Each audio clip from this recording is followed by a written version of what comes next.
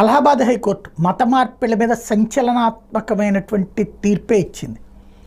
ఏదైతే ఇప్పుడు సామూహిక మత మార్పిళ్ళు దేశంలోని వివిధ ప్రాంతాల్లో జరిగేటటువంటిది ఏంటంటే ఒక మతపరమైనటువంటి మోటివేట్ చేసి ఇదిగో మీకు అందరికీ ఇందులోకి వస్తే గనక ఇట్లాగా మీకు ఇప్పటిదాకా ఉన్న ఆరోగ్య సమస్యలు మాయమైపోతాయి, ఇప్పటిదాకా ఉన్న ఆర్థిక సమస్యలు మాయమైపోతాయి. ఇది ఒక ప్రలోభం. ఈ ప్రలోభం అనేటువంటిది చట్టబద్ధంగా అయితే నేరం, కానీ నిరూపించేది అసాధ్యం. మతం మారినటువంటి వాళ్ళు మేము ఈ కారణంగా మారాం, మమ్మల్ని ఇలా చెప్తే మారాం అని ఎవరైనా చెప్తారా? చెప్పరు. కానీ ఆ తర్వాత అది జరగనప్పుడు కొన్ని రోజులు పోయిన తర్వాత బయటకు వస్తుంది. బట్ వాళ్ళు ఆల్రెడీ మతం మారున్నారు కాబట్టి వాళ్ళని అంతకుముందు ఉన్న మతంలో వాళ్ళు ఎవరు పిలవరు కాబట్టి అది అలాగే ఉండిపోతుంది.